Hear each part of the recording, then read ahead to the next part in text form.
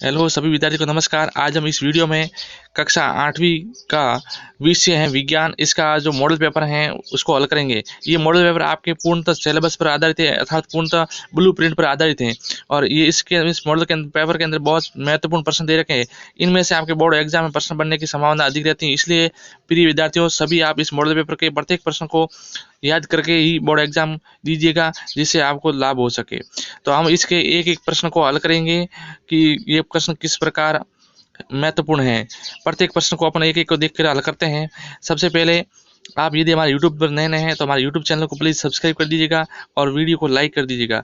हम चलते हैं, शुरुआत करते हैं इस मॉडल पेपर के प्रश्न नंबर पहले की। सबसे पहले आप देखिए, इस मॉडल पेपर में जो कुल प्रश्न संख्या है वो प्रश्न संख्या आपके 22 दे रखी है। और इसके अंदर जो पूर्णांक रहेगा, आपके जो पूर्णांक है वह आपके 80 नंबर का पूर्णांक है। यानी इसका जो बोर्ड एग्जाम में आपका पेपर है वो 80 नंबर का आएगा, कुल 80 नंबर का रहेगा और सभी प्रश्न करने अनिवार्य है। अब सही देखिए, इस विकल्प प्रश्न का हल करते हैं। सही विकल्प का चयन कीजिए। प्रत्येक प्रश्न है वो विकल्प आधारित दे रखे हैं यहाँ पे प्रश्न में, और उसके बाद में लघुरात्मक है, अति लघुरात्मक प्रश्न दे रखे हैं। तो पहला प्रश्न दे रखा है कि खरपतवार हटाने की प्रक्रिया कहलाती है। खरपतवार हटाने की प्रक्रिया क्या कहलाएगी? सिंचाई, कटाई, बुआई और निराई। तो खरपतवार हैं वह हटाने की जो प्रक्रिया है वह कहलाती है आपके निराई कहलाती है। यानी इसका डी है आंसर है वह सही है, पहले में डी है वह सही है। दूसरा क्वेश्चन है हमारा, वायरस से होने वाला रोग कौन सा है? क्षय रोग है, कोरोना है, टाइफाइड है या हैजा है? तो वायरस से होने वाला कौन सा रोग है इसमें? तो आपका आंसर हो जाएगा बी, हैजा। थर्ड क्वेश्चन है हमारा, निम्न में से अंडपरजक जंतु कौन से हैं? मनुष्य के अंडपरजक है? नहीं है। कुत्ता है? नहीं है। घोड़ा है? नहीं है। छिपकली है वह अंडपरजक जंतु है क्योंकि ये अंडे देती है। तो इसका आंसर है वह कौन सा आंसर सही हो जाएगा? इसका आंसर है मैं सी है वह सही हो जाएगा। छिपकली है वह अंडपरजक जंतु है। चौथा क्वेश्चन है हमारा, किस माध्यम में ध्वनि का संतरण नहीं होता है? द्रव में होता है, गैस में भी होता है, ठोस में भी होता है, लेकिन निवार्त में नहीं होता है। यानी इसका सी है वह राइट आंसर है। इसका चौथे क्वेश्चन का सी है वह राइट आंसर है। पांचवा क्वेश्चन है हमारा, और पांचवा क्वेश्चन अति महत्वपूर्ण क्वेश्चन है। पांचवा है, निम्न में से कौन सा आंतरिक ग्रह नहीं? यानी आंतरिक ग्रह नहीं है। ग्रह दो प्रकार होते हैं, आंतरिक ग्रह और बाह्य ग्रह। तो इसमें से आंतरिक ग्रह कौन सा नहीं है? क्या बुध आंतरिक ग्रह है या नहीं है? तो बुध है वह आंतरिक ग्रह नहीं है, ठीक है ना। बुध आंतरिक ग्रह, सॉरी, बुध है वह आंतरिक ग्रह नहीं है। फिर बी शुक्र है, डी पृथ्वी है और सी शनि है। तो इसमें आंतरिक ग्रह कौन सा आ जाएगा आपके? तो इसका राइट आंसर हो जाएगा, आंतरिक ग्रह कौन सा है? वह है आंतरिक ग्रह नहीं है, शनि। शनि है ये बाह्य ग्रह है, और बाकी ये तीनों है वो कैसे ग्रह है? आंतरिक ग्रह है। यानी आंतरिक ग्रह में आएंगे और शनि वो बाह्य ग्रह में आएगा। छठा क्वेश्चन है, ओजोन परत क्षतिग्रस्त होने का प्रमुख कारण क्या है? नाइट्रोजन गैस से, कार्बन डाइऑक्साइड से, क्लोरोफ्लोरोकार्बन से या ऑक्सीजन से? तो ओजोन परत है वह क्षतिग्रस्त किस कारण से होती है? क्लोरोफ्लोरोकार्बन से होती है। यानी इसका सी है वह राइट आंसर है। CFC गैस से ये होती है क्षतिग्रस्त। फिर अगला प्रश्न हमारा है, अति लघुरात्मक प्रश्न है और उन सभी का प्रश्न उत्तर दे रहे हैं हमें। पहला प्रश्न है, नाइलॉन रेशों से कोई दो उपयोग बताइए। तो नाइलॉन रेशा होता है उसका दो उपयोग क्या है? तो नाइलॉन रेशों से दांतों के ब्रश बनाए जाते हैं, साथ ही वस्त्र और मोजे आदि इत्यादि का निर्माण किया जाता है नाइलॉन के रेशों से। आठवां है, जिन में से किन्हीं दो पर टिप्पणी लिखिए। राष्ट्रीय उद्यान, वन्य प्राणी अभ्यारण्य और पेड़ पौधे एवं जंतु। तो हम देखिए दोनों पर टिप्पणी करते हैं। राष्ट्रीय उद्यान क्या है? तो देखिए, राष्ट्रीय उद्यान एक विस्तृत क्षेत्रफल फैला हुआ है जिसमें कई पारिस्थितिक तंत्र पाए जाते हैं। राष्ट्रीय उद्यान का मुख्य लक्ष्य जीव जातियों, पशु पक्षियों, भू आकृतियों को शिक्षा तथा शोध कार्य के लिए संरक्षण किया जाता है। ये तो है राष्ट्रीय उद्यान पर टिप्पणी। उसके बाद हम करते हैं वन्य प्राणी अभ्यारण्य पे। सरकार अथवा किसी अन्य संस्था द्वारा संरक्षित वन, पशु विहार या पक्षी विहार को वन अभ्यारण्य कहते हैं। फिर अगला प्रश्न हमारा है नवा प्रश्न क्या है? तरल घर्षण किसे कहते हैं? तो इसका उत्तर सुनिए, जब किसी द्रव की आसन्न परतें अलग अलग वर्गों से गति करती हैं तो इसके बीच घर्षण सहनता को कहते हैं। अगला प्रश्न है हमारा, विद्युत लेपित दो वस्तुओं के नाम लिखिए। तो विद्युत लेपित दो वस्तुएं कौन सी हो जाएगी? तो एक तो हो जाएगा आपके गैस का जो चूल्हा होता है वो विद्युत लेपित होता है, विद्युत लेपित होता है। गैस का चूल्हा होता है वो विद्युत लेपित होता है।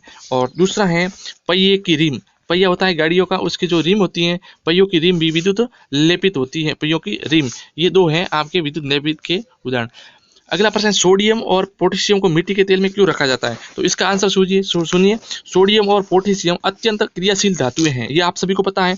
ये हवा के संपर्क में आते ही आग पकड़ लेती हैं, ये भी आप सभी को पता है। हवा में मौजूद जल वाष्प के साथ ये क्रिया कर लेती हैं, इस कारण इसको मिट्टी के तेल में रखा जाता है। फिर 12वां प्रश्न है हमारा, पेट्रोल और डीजल बचाने के लिए आप क्या क्या उपाय करेंगे? तो पेट्रोल और डीजल बचाने के लिए हम इलेक्ट्रिक वाहनों का उपयोग करेंगे और साथ में गाड़ियों की रखरखाव करेंगे और एक ही रेस में, एक ही गति में हम गाड़ी चलाने की कोशिश करेंगे, जिससे हमें पेट्रोल और डीजल की बचत हो सके। फिर हमें प्रश्न दे रखे हैं अगला, लघुरात्मक प्रश्न है 13वां, कुछ सूक्ष्म जीव हमारे लिए लाभदायक है, कथन को स्पष्ट कीजिए। तो इसका उत्तर सुनिए।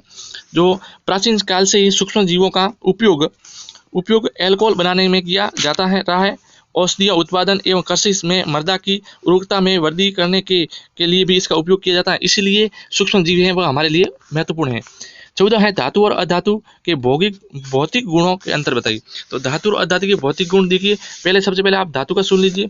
अधिकतर धातुएं विद्युत की व ऊष्मा की सुचालक होती हैं। धातुएं आघात वर्धनीय व तन्यता का गुण पाया जाता है। और साथ में अधातुएं देखिए, ये विद्युत की सुचालक नहीं होती हैं, विद्युत की कुचालक होती हैं और इसमें आघात वर्धनीय व तन्यता का गुण नहीं पाया जाता है। और अधातुएं भंगुर होती हैं। ये हैं धातुओं के और अधातु के गुणधर्म। 15वां प्रश्न है, कोयला हमें कहाँ से प्राप्त होता है और ये कैसे बनता है? तो देखिए, कोयला हमें कहाँ से प्राप्त होता है? लगभग 300 मिलियन वर्ष पूर्व पृथ्वी पर निचले जलीय क्षेत्रों में घने वन थे। बाद में जैसे प्राकृतिक प्रक्रमों के कारण ये वन मृदा के नीचे दब गए। जैसे जैसे ये गहरे होते गए उनका तापमान भी बढ़ता गया। उच्च दाब और ताप पर ये मृत पेड़ पौधे धीरे धीरे कोयले के रूप में परिवर्तन हो गए, जिसका हम आज उपयोग करते हैं। 16 है, आप एक उत्तरदायी नागरिक के रूप में प्लास्टिक का उपयोग करते समय 5R सिद्धांत याद रखेंगे। तो 5R सिद्धांत कौन कौन से, उसको सुन लीजिए। तो 5R सिद्धांत में पहला तो है प्लास्टिक का उपयोग कम करना चाहिए। दूसरा है पुनः उपयोग करना चाहिए प्लास्टिक का। तीसरा है पुनः चक्रित करना चाहिए प्लास्टिक को। और चौथा है पुनः प्राप्त करना चाहिए प्लास्टिक को। और 5वां है कि हो सके उतना इसका उपयोग कम करना चाहिए। ये 5 सिद्धांत है इसके। 17वां प्रश्न है, वनोन्मूलन के क्या दुष्परिणाम हो रहे हैं? आप अपने स्तर पर इस दुष्परिणाम से बचने के लिए क्या उपाय करेंगे? 18वां प्रश्न है, आग लगने के समय फायर गेज पानी के पाइप का उपयोग करने से पहले उस क्षेत्र की मुख्य विद्युत सप्लाई को बंद कर देते हैं, क्या कारण है?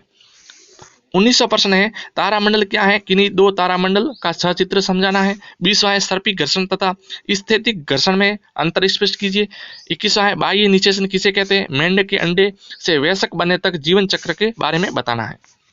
फिर निम्नलिखित प्रश्न है, ये 6 नंबर के प्रश्न है। निम्नलिखित प्रश्न में पहला प्रश्न है 22वां, ध्वनि प्रदूषण क्या होता है? ध्वनि प्रदूषण से होने वाली हानियां तथा इससे कम करने के उपाय लिखिए। इसी के अथवा दे रहा, भूकंप क्यों आता है? भूकंप के समय हमें क्या क्या सावधानियां बरतनी चाहिए? 23वां प्रश्न है, निम्न बिंदुओं पर टिप्पणी लिखनी है। ताजमहल की सुंदरता क्यों घट रही है? वर्तमान में ताजमहल का रंग फीका क्यों पड़ रहा है? कारण बताना है। और गंगा नदी के जल में बढ़ता प्रदूषण, इस पर आपको कारण लिखना, किस कारण ज्यादातर बढ़ रहा है और उपाय बताना है।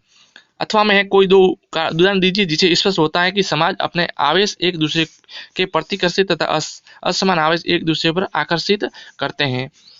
उदाहरण देकर समझाना है। फिर इसके बाद 24वां प्रश्न है, वायु प्रदूषण किसे कहते हैं? विश्व उष्ण के बारे में समझाइए। इसी के अथवा हम दे रखा है, गेहूं की फसल उगाने के समय आप कौन कौन सी कृषि पद्धतियों की सहायता लेंगे? सभी कृषि पद्धतियों को क्रम में लिखना है। 25वां प्रश्न है, खरपतवार किसे कहते हैं?